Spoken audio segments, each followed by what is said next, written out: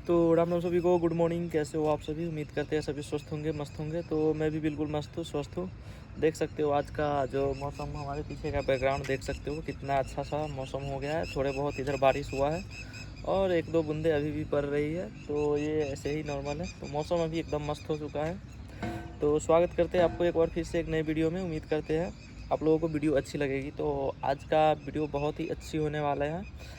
जो हमारे जीडी की तैयारी कर रहे हैं, आप लोगों ने न्यूज़पेपर या फिर चैनल वगैरह पे देखा होगा कि जीडी में इतने या सीएपीएफ के इतने पद खाली है। उम्मीद करते हैं आप सभी लोगों ने देख रखा होगा। तो मैं बताता हूँ आपके अंदर की बातें, ऐसा रियल में है या फिर ऐसे ही मतलब न्यूज़ में कुछ भी छाप दे रहा है। बाकी आप सभी को पता है, न्यूज़ चैनल वाले अपने वीडियो को व्यू के लिए वो कुछ भी करते हैं। आपको अच्छे से पता होगा इंडियन मीडिया के बारे में या फिर जो यूट्यूब चलाते हैं उनके बारे में। बाकी कुछ दिन पहले मैं भी एक वीडियो बनाया था, वो 90,000 प्लस समथिंग पद खाली है। तो मैं आपको अंदर की बातें बताता हूँ। सबसे पहले तो जो भी हमारे साथी एसएससी जीडी की तैयारी कर रहे हैं, अपना तैयारी में लगे रहो दोस्त। बहुत जल्द आपका एग्ज़ाम होने ही वाला है, ठीक है। कुछ न कुछ अपडेट आ ही जाएगा। अभी जो ट्विटर कैंपेन 18 तारीख को हुआ, अभी तक तो कुछ असर नहीं पड़ा ऐसा लग रहा है मुझे, क्योंकि इतना सारा ट्वीट करने के बावजूद भी अभी गवर्नमेंट की तरफ से एसएससी जीडी को लेकर के कोई भी एक्शन नहीं लिया गया है और नहीं कोई अपडेट आया है। तो मैं बताना यही चाहूँगा कि अभी आप अपनी तैयारी में लगे रहो, क्योंकि एग्ज़ाम कभी भी लिया जा सकता है। और रही बात जो मैं वैकेंसी की बात कर रहा था, आपने देखा होगा 53,000 पद खाली है। तो बात यह है, उस 53,000 में हमारे जो मैं CSF में हूँ, तो CSF के बारे में मुझे पता है। 53,000 में लगभग आप मान लो कि 30 से 35,000 CSF के पद ही खाली है। तो CSF की भी वैकेंसी और बढ़ने वाली है। जो हमारी अभी 25,000 वैकेंसी आई है, उसमें लगभग मान लो तो 55% 60% CSF की वैकेंसी आपको पता होगा। तो उसमें और इजाफा होने वाला है। CSF पद कम से कम 15 से 17,000 जाएगा, ठीक है। और दूसरा CRPF का पद भी बहुत सारा बढ़ने वाला है, ठीक है। और थोड़ा बहुत SSB और BSF का उसमें थोड़ा कम ही बढ़ेगा। तो CSF और CRPF का बहुत वैकेंसी उसमें बढ़ने वाला है। और जो अभी अपडेट आया है और 53,000 CAPF के पद, वो अभी प्रेजेंट क्या मतलब ये बता रहा है, लेकिन उससे ज़्यादा कहीं पद खाली है। और ये भी आपने देखा होगा कि जो नए नए बटालियन बन रहे हैं, वो भी बात एकदम सही है, क्योंकि संख्या लगातार बढ़ रही है CAPF की।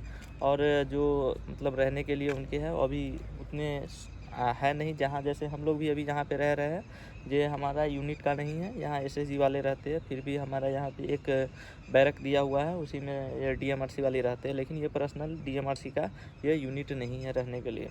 तो अभी बहुत सारे वो 55 आपने देखा होगा, उससे ज़्यादा ही यूनिट बनने वाले हैं अभी, क्योंकि वैकेंसी बहुत सारी अभी आने ही वाले आते ही रहेगी, ठीक है। वैकेंसी की अभी कमी नहीं है, बस गवर्नमेंट पता नहीं क्या है, एग्ज़ाम सही ढंग से नहीं करा रही है, नहीं टाइम पे ले रही है। क्योंकि इसमें ज़्यादातर बच्चे ऐसे आते हैं, आपने RWA वाले सर का एक बात सुना होगा कि गरीब घर से ही आते हैं, उनके जॉब को बहुत ज़रूरत होती है, उनके पास टाइम वगैरह की बहुत कमी होती है। वो चाहते हैं 6-7 महीने पढ़ाई करके कहीं ना कहीं सेटल हो जाओ। तो ऐसे घर के लड़के आते हैं। जैसे हम लोग आ गए मिडिल लोअर क्लास, मतलब मिडिल क्लास भी नहीं, मिडिल से भी नीचे लोअर क्लास आते हैं, वैसे बैकग्राउंड से हम लोग आते हैं। तो हम लोग चाहते हैं जितना जल्दी कोई भी जॉब मिल जाए, उसमें अपना सिलेक्शन ले ले। तो जीडी का एक ऐसा था।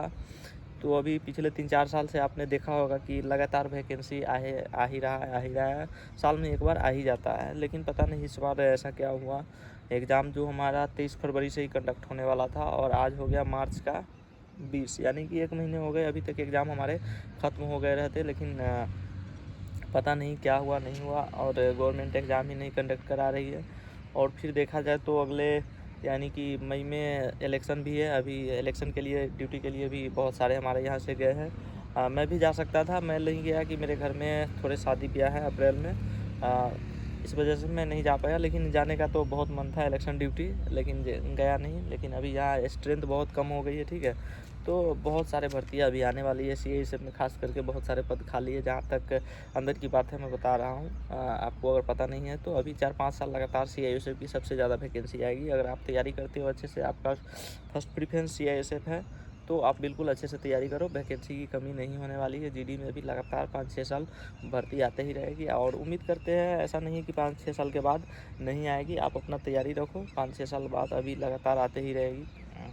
क्योंकि आपको पता है, हाँ, जो SSGD के थ्रू आते हैं वो देश के आंतरिक एवं बाहरी दोनों सुरक्षा के लिए आते हैं। जितना भी काम होते हैं वो सारे काम करते हैं, छोटे से लेकर के बड़े काम तक। बॉर्डर सिक्योरिटी करते हैं, अंदर की जो काम होती है वो अलग अलग तरीके से अपना काम करते हैं। बाकी हमारे देश के जो आर्मी, एयरफोर्स, नेवी हो गए, तो उनका काम आंतरिक सुरक्षा देना नहीं है, ठीक है।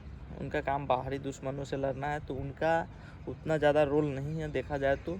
वो जब युद्ध वगैरह होते तब उनका काम है, ठीक है। लेकिन बाकी जो सारा काम होता है ये CAPF ही करता है। सबका अपना अपना एरिया बटा हुआ है CAPF में। आपको पता है CRPF सबसे अच्छा काम करती है। कोई ऐसा काम नहीं है जहाँ पे वो ना कुछ करती हो।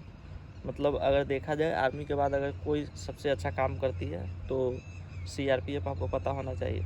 और बाहरी से लेकर के अंदर सुरक्षा तक सारे काम CRPF वाले ही करते हैं। और बाकी हो गए BSF, बांग्लादेश और ये पाकिस्तान बॉर्डर का सुरक्षा देती है। और रही SSB के बाद तो आपको पता होगा नेपाल और भूटान। बहुत सारे दोस्त हमारे पूछते हैं कि भैया SSB और CISF में बेस्ट कौन रहेगा। तो मेरे हिसाब से अगर आप यूपी और बिहार से हो तो आपके लिए SSB सही रहेगा। फिर आप मेरे से मत पूछना कि भैया आप SSB क्यों प्रेफरेंस नहीं दिए, ठीक है। तो CISF में थोड़ी ये बात हो जाती है कि इसमें फैमिली वगैरह रखने का दिक्कत नहीं है।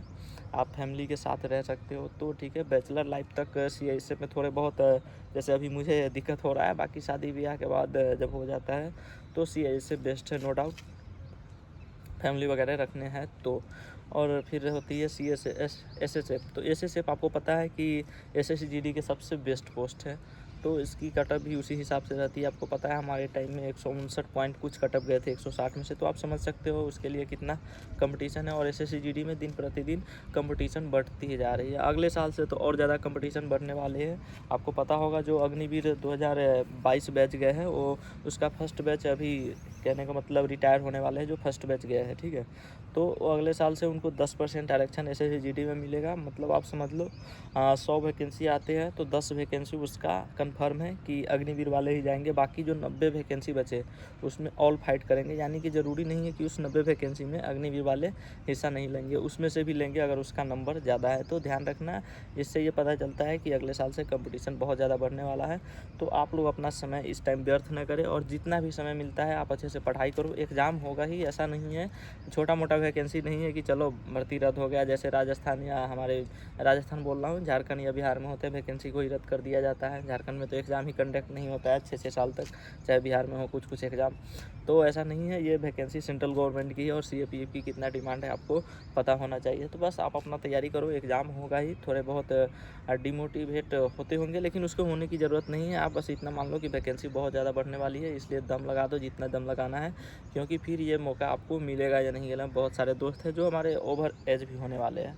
तो अब ये मत पूछना कि भैया वैकेंसी कब तक बढ़ेगी। वैकेंसी आपको मैं पहले ही बता चुका हूँ कि आपके जो फिजिकल हो जाएंगे, मेडिकल हो जाएंगे, उसके बाद आपकी वैकेंसी 100% बढ़ेगी। ये मैं लिख करके देता हूँ, आप देख लेना। वैकेंसी बहुत बढ़ने वाली है, कम से कम 50,000 के आसपास तो वैकेंसी जाना तय है। फिर अगले बार भी वैकेंसी आएगी। आपने कैलेंडर भी देख लिया होगा, उम्मीद करते हैं। तो मिलते हैं फिर से नेक्स्ट वीडियो में। वीडियो अच्छी लगी हो तो शेयर करें। जय हिंद।